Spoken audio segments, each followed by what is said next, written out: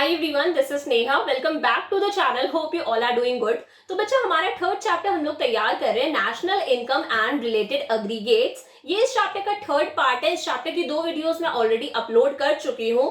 Previous video के अंदर हम लोगों ने क्या डिस्कस करा था, डोमेस्टिक इनकम किसे कहते हैं, नेशनल इनकम और डोमेस्टिक इनकम में क्या डिफरेंस है, डोमेस्टिक टेरिटरी के अंदर हम लोग किन किन चीजों को इंक्लूड करते हैं, प्लस 3 इंपॉर्टेंट कन्वर्जन हम लोगों ने डिस्कस करे थे कि कैसे ग्रॉस को नेट में कन्वर्ट करते हैं, नेट को ग्रॉस में कन्वर्ट करते हैं, किस तरह से डोमेस्टिक को नेशनल में कन्वर्ट करते हैं, नेशनल को डोमेस्टिक में कन्वर्ट करते हैं, कैसे फैक्टर कॉस्ट को मार्केट प्राइस में कन्वर्ट करते हैं, मार्केट प्राइस को फैक्टर कॉस्ट में कन्वर्ट करते हैं। तो वो वीडियो आप लोगों के लिए बहुत इंपॉर्टेंट है, क्योंकि अभी नेक्स्ट वीडियो से हम लोग चैप्टर 4 स्टार्ट करेंगे, methods of calculation of national income, जिसमें ये सारे कन्वर्जंस का आना बहुत इंपॉर्टेंट है। तो उस वीडियो का लिंक मैंने डिस्क्रिप्शन में दिया है, पहले वो वीडियो वहां से तैयार कर लो, देन इस वीडियो पर आ जाना। आज की वीडियो के अंदर हम लोग डिस्कस करेंगे बच्चा नॉमिनल जीडीपी और रियल जीडीपी का पूरा कॉन्सेप्ट, और इस चैप्टर को आज हम लोग कंप्लीट करेंगे। So without wasting any time, let's start.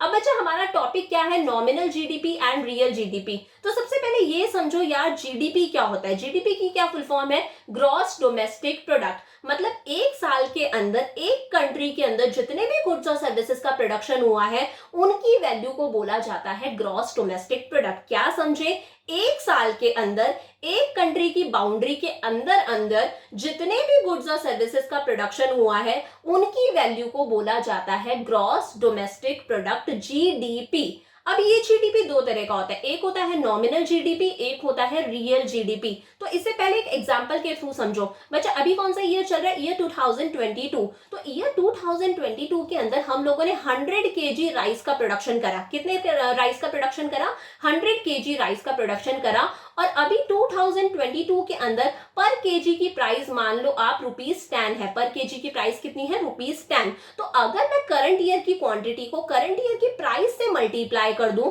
तो 100 इंटू 10, ये मेरे पास में कितना आया, 1000। तो ये 1000 क्या है बच्चा, मेरा नॉमिनल जीडीपी। मतलब अगर मैं मेरे जीडीपी को करंट ईयर की प्राइस पर मेजर करती हूं, तो उस जीडीपी को बोला जाता है नॉमिनल जीडीपी। क्या समझाया, ईयर 2022 के अंदर राइस का प्रोडक्शन हुआ 100 केजी, ये मेरी क्वांटिटी है। प्राइस कितनी है अभी, ₹10। तो अगर मैंने मेरी क्वांटिटी को करंट ईयर की प्राइस से मल्टीप्लाई करा, तो ये 1000 क्या है, मेरा नॉमिनल जीडीपी। समझ गए। वही मैं कहती हूँ, मैं कोई भी एक ईयर डिसाइड कर लेती हूँ। फॉर एग्जांपल 2010 मैंने डिसाइड करा, इस 2010 को मैं मान लेती हूँ मेरा बेस ईयर प्राइस। बच्चा, 2010 के अंदर 1 केजी राइस की प्राइस थी ₹5। ये क्या थी, 2010 के अंदर 1 केजी राइस की प्राइस थी कितनी, ₹5। तो अगर मैं इस क्वांटिटी को, मेरी प्रेजेंट की क्वांटिटी कितनी, 100 केजी, इसे करंट ईयर की प्राइस से मल्टीप्लाई ना करके बेस ईयर की प्राइस से मल्टीप्लाई करूं, दैट इज ₹5, तो कितना आएगा मेरे पास में, ₹500। ये ₹500 क्या है, मेरा रियल जीडीपी। तो डिफरेंस समझ पा रहे हो, जीडीपी मतलब एक साल के अंदर अंदर एक कंट्री की बाउंड्री के अंदर अंदर जितने भी गुड्स और सर्विसेज का प्रोडक्शन हुआ, उनकी वैल्यू को बोला जाता है जीडीपी। अगर मैं करंट ईयर की क्वांटिटी को करंट ईयर की प्राइस के साथ में मल्टीप्लाई कर दूं, मतलब अगर मैं जीडीपी को मेजर कर रही हूं करंट ईयर की प्राइस पर, तो मुझे मिलेगा मेरा नॉमिनल जीडीपी। वहीं मैं मेरी करंट ईयर की क्वांटिटी को करंट ईयर की प्राइस पर मेजर ना करके बेस ईयर की प्राइस पर अगर मेजर करूं, किसी कांस्टेंट प्राइस पे मेजर करूं, तो उसे हम लोग बोलते हैं रियल जीडीपी। अब डेफिनेशन देखो, it refers to GDP at current price. जब हम जीडीपी को मेजर कर रहे हैं करंट ईयर की प्राइस पर, तो उसे हम क्या कहते हैं, nominal GDP. It is the market value. ये क्या है, market value of final goods and services. सारे के सारे फाइनल गुड्स और सर्विसेज जो कि प्रोड्यूस करे गए हैं कंट्री की डोमेस्टिक टेरिटरी के अंदर अंदर during the period of an accounting year, एक अकाउंटिंग ईयर के अंदर अंदर, आगे लगा दिया estimated at current year price. किस पे कैलकुलेट करें, करंट ईयर की प्राइसेस पर। वही रियल जीडीपी क्या है, it refers to GDP at constant price. अगर हम हमारे जीडीपी को मेजर कर रहे हैं किसी कांस्टेंट प्राइस पर, कांस्टेंट प्राइस मतलब बेस ईयर की प्राइस पर, किस पे, बेस ईयर की प्राइसेस पर, तो उसे हम क्या कहेंगे, real GDP. It refers to market value. ये क्या है, मार्केट वैल्यू किनकी, जितने भी फाइनल गुड्स और सर्विसेज प्रोड्यूस करे गए हैं किसी भी कंट्री की डोमेस्टिक टेरिटरी के अंदर अंदर एक अकाउंटिंग ईयर के अंदर अंदर estimated at base year price, और किस पे कैलकुलेट किए जा रहे हैं, बेस ईयर की प्राइजेस पर। तो अगर मुझे मेरा नॉमिनल जीडीपी निकालना है तो मैं क्या करूंगी, मेरा करंट ईयर की क्वांटिटी लूंगी, कितनी थी करंट ईयर की क्वांटिटी, 100 केजी, उसे मल्टीप्लाई करूंगी करंट ईयर की प्राइस, कितनी थी करंट ईयर की प्राइस, ₹10, तो नॉमिनल जीडीपी कितना आ गया मेरे पास में, ₹1000। बट अगर मुझे मेरा रियल जीडीपी कैलकुलेट करना है तो मैं करंट ईयर की क्वांटिटी लूंगी, क्वांटिटी करंट ईयर की ही लेनी है, पर उसे मैं मल्टीप्लाई करूंगी बेस ईयर की प्राइस से, किससे, बेस ईयर की प्राइजेस से। तो बेस ईयर की प्राइस कितनी थी, ₹5, तो ये आ गया मेरे पास में मेरा रियल जीडीपी। तो अब क्लियर हुआ नॉमिनल जीडीपी और रियल जीडीपी का कॉन्सेप्ट। अब बच्चा हमारे पास में 3 फॉर्मूलाज हैं। देखो अगर क्वेश्चन के अंदर आपके पास में नॉमिनल जीडीपी गिवन है तो रियल जीडीपी कैसे निकालोगे, रियल जीडीपी का फॉर्मूला है nominal GDP upon price index into 100। I repeat, अगर क्वेश्चन के अंदर नॉमिनल जीडीपी गिवन है तो रियल जीडीपी कैसे निकालोगे, nominal GDP upon price index into 100। Second है नॉमिनल जीडीपी का फॉर्मूला। अब क्वेश्चन के अंदर आपके पास में रियल जीडीपी गिवन है तो नॉमिनल जीडीपी कैसे निकालोगे, real GDP into price index upon 100। और थर्ड है हमारे पास में, अगर क्वेश्चन के अंदर आपके पास में रियल जीडीपी भी गिवन है, नॉमिनल जीडीपी भी गिवन है और आपको प्राइस इंडेक्स फाइंड आउट करना है, तो बच्चा प्राइस इंडेक्स का फॉर्मूला क्या है, nominal GDP upon real GDP into 100। बच्चा याद रखना प्राइस इंडेक्स का दूसरा नाम है जीडीपी डिफ्लेटर। क्या, जीडीपी डिफ्लेटर, क्या, जीडीपी डिफ्लेटर। तो रियल जीडीपी का फॉर्मूला क्या है, nominal GDP upon price index into 100।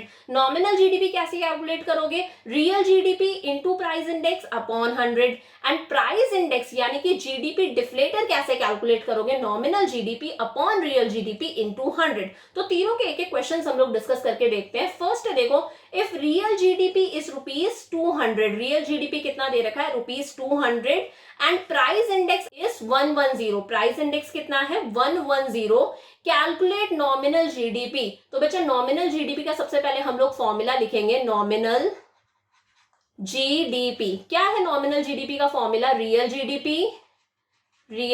GDP into price index upon 100, into price index upon 100। Calculate करते हैं बच्चा नॉमिनल जीडीपी, रियल जीडीपी कितना दे रखा है, 200, तो 200 इंटू प्राइस इंडेक्स कितना है हमारे पास में, 110, अपॉन क्या लगाना है हमें, 100। आगे कैलकुलेट कर दो, 20 से 20 कैंसिल, तो 2 इंटू 110 हो गया हमारे पास में 220। तो नॉमिनल जीडीपी आ गया बच्चा हमारे पास में ₹220। कितना आया, ₹220। अब सेकंड क्वेश्चन क्या कहता है, if nominal GDP is ₹600, nominal GDP given है and price index is 120, price index भी गिवन है, कैलकुलेट रियल जीडीपी। अब हमें रियल जीडीपी फाइंड आउट करना है।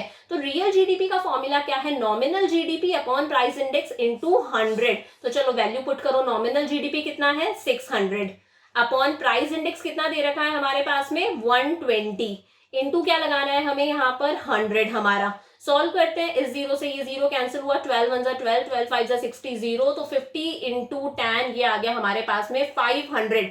तो बच्चा रियल जीडीपी कितना आया हमारे पास में, ₹500। क्लियर हो गया क्वेश्चन। लास्ट क्वेश्चन क्या कहता है, if real GDP is ₹300, real GDP 300 है एंड नॉमिनल जीडीपी इज 330, हमें प्राइस इंडेक्स फाइंड आउट करना है, मतलब ये थर्ड वाला फॉर्मूला लगाना है। तो क्या निकालना है, प्राइस इंडेक्स। क्या है प्राइस इंडेक्स का formula, nominal GDP upon real GDP into 100। Nominal GDP कितना था, 330, तो nominal GDP 330 upon real GDP कितना है हमारे पास में, 300, इनटू कर दो 100, तो 00 से 00 कैंसिल हो गया, 3 1 3, 3 1 3 1 3, 0।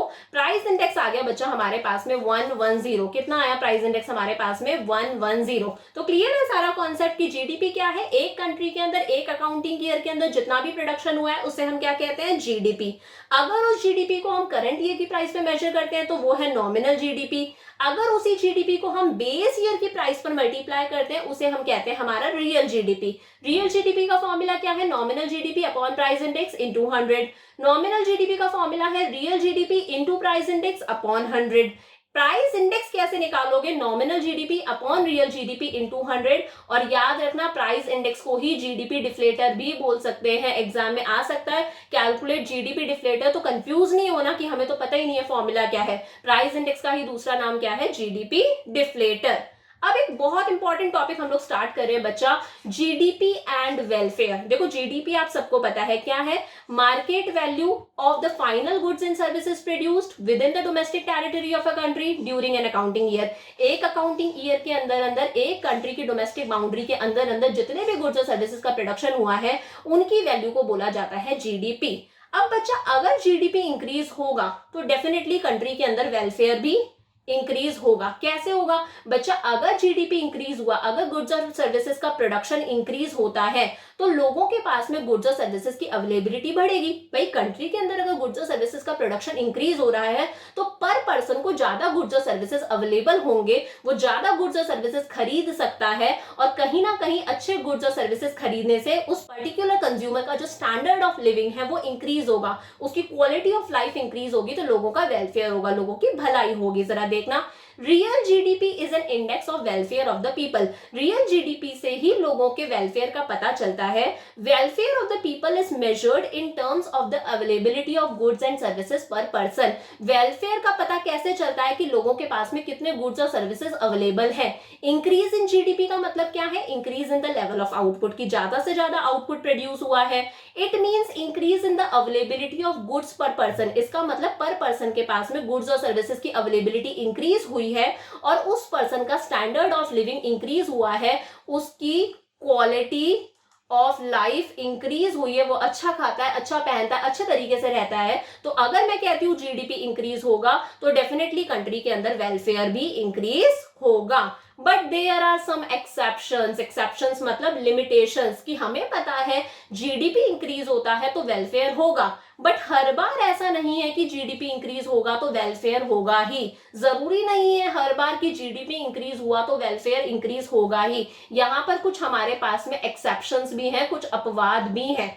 फर्स्ट है डिस्ट्रीब्यूशन ऑफ इनकम। देखो आज के प्रेजेंट सिनेरियो की मैं बात करती हूँ, हालांकि जीडीपी इंक्रीज हो रहा है, ग्रॉस डोमेस्टिक प्रोडक्ट इंक्रीज हो रहा है, बट कंट्री के अंदर इतना इन्फ्लेशन है, इतनी महंगाई है कि जीडीपी जो बढ़ रहा है, गुड्स और सर्विसेज का जो प्रोडक्शन बढ़ रहा है, इसका फायदा सिर्फ रिचर सेक्शन ही उठा पा रहा है, क्योंकि महंगाई ही इतनी ज्यादा है। बेचारा पुअर सेक्शन वाला पर्सन, बेचारा पुअर पर्सन तो इन चीजों का बेनिफिट ही नहीं उठा पा रहा। तो हमारी कंट्री के अंदर इनकम का डिस्ट्रीब्यूशन बहुत ही ज्यादा अनइक्वल है।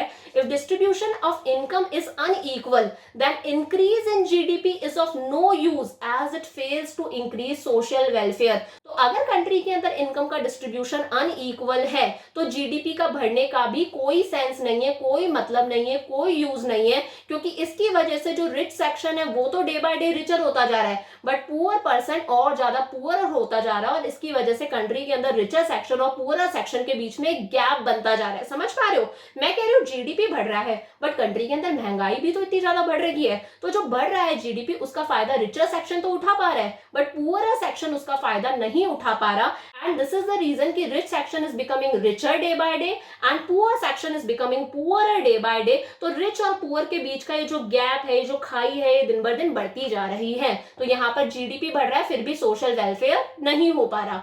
सेकेंड है कॉम्पोजिशन ऑफ जीडीपी। बेटा जीडीपी का कॉम्पोजिशन देखो, जीडीपी है तो जीडीपी के अंदर तो हर तरह के गुड्स आते हैं, कंज्यूमर गुड्स आते हैं जैसे ब्रेड, बटर, शुगर वगैरह, और जीडीपी के अंदर तो हमारे डिफेंस गुड्स भी आते हैं। कौन से गुड्स आते हैं, हमारे डिफेंस गुड्स भी आते हैं। तो मैं अगर कहूं डिफेंस गुड्स का प्रोडक्शन इंक्रीज हो रहा है तो भी तो जीडीपी बढ़ेगा। कंज्यूमर गुड्स का प्रोडक्शन इंक्रीज नहीं हो रहा बट अगर डिफेंस गुड्स का प्रोडक्शन बढ़ रहा है तो भी तो जीडीपी इंक्रीज होगा। तो यहाँ पर बच्चा जीडीपी बढ़ रहा है, क्यों बढ़ रहा है, क्योंकि डिफेंस गुड्स का प्रोडक्शन बढ़ रहा है, और ज्यादा गन्स प्रोड्यूस हो रही है, राइफल्स प्रोड्यूस हो रही है, मिसाइल्स प्रोड्यूस हो रही है, बम बन रहा है, बारूद बन रहा है, तो उसकी वजह से भी जीडीपी बढ़ रहा है। But this GDP is of no use. हाँ, इस जीडीपी से जरूर कंट्री के अंदर शांति बनी रहेगी, हमारे लिए इनडायरेक्टली ये बहुत इंपॉर्टेंट है, हम लोग सेफ फील करेंगे, बट कंज्यूमर गुड्स का अगर प्रोडक्शन नहीं मिल रहा, भाई खाने को ही नहीं मिलेगा, ब्रेड बटर शुगर ही नहीं मिलेगा, तो डिफेंस गुड्स का क्या कर लोगे आप। तो कॉम्पोजिशन ऑफ जीडीपी किस तरह से, it is not necessary that composition of GDP is welfare oriented. ऐसा जरूरी नहीं है कि जीडीपी का कॉम्पोजिशन भी हमेशा वेलफेयर ओरिएंटेड हो।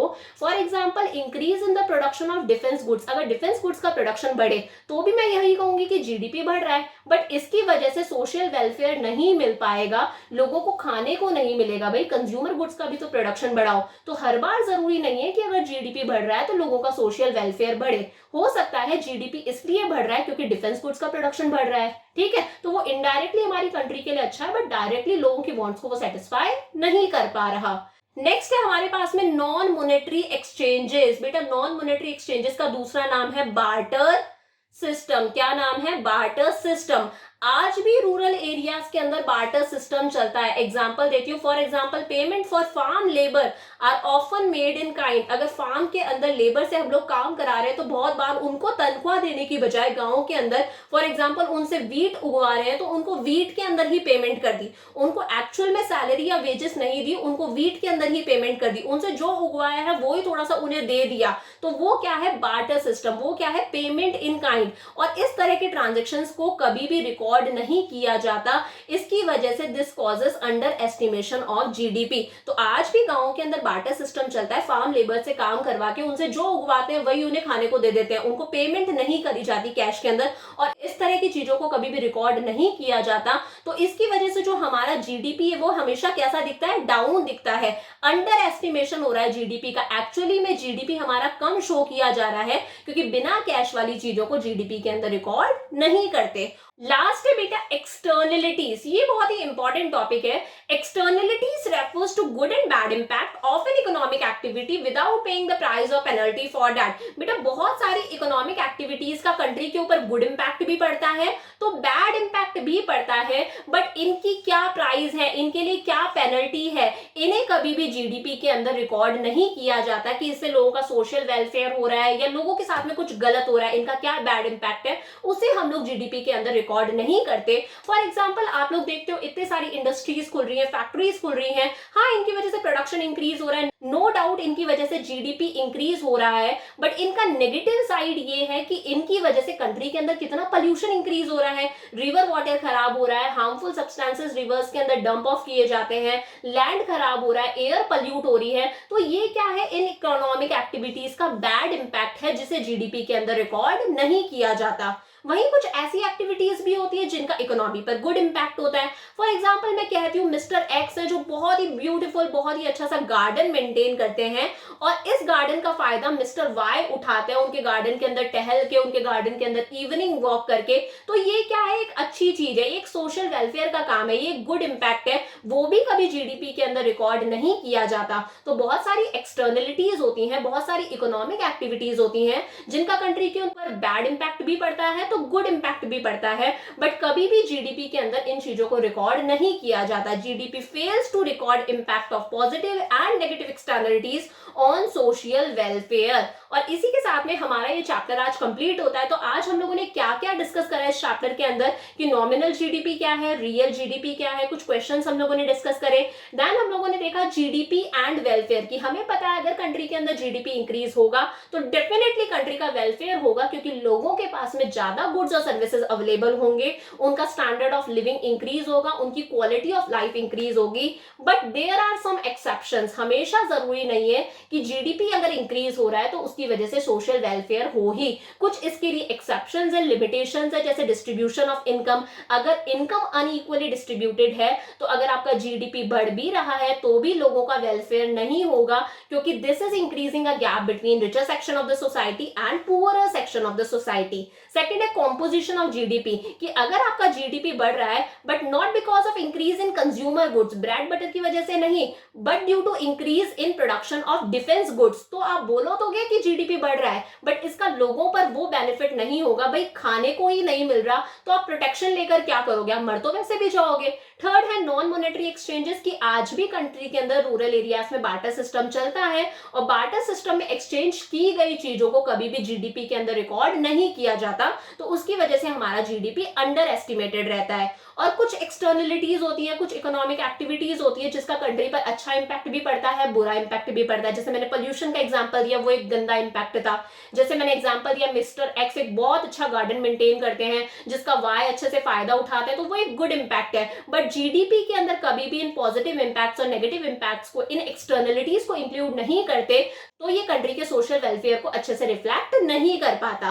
तो ये चैप्टर भी हमारा कंप्लीट हुआ। अब नेक्स्ट वीडियो के अंदर स्टार्ट करेंगे हमारा fourth chapter, that is methods of calculation of national income. So video अच्छा लगा तो लाइक शेयर सब्सक्राइब सब कर दो। See you in the next video, bye for now.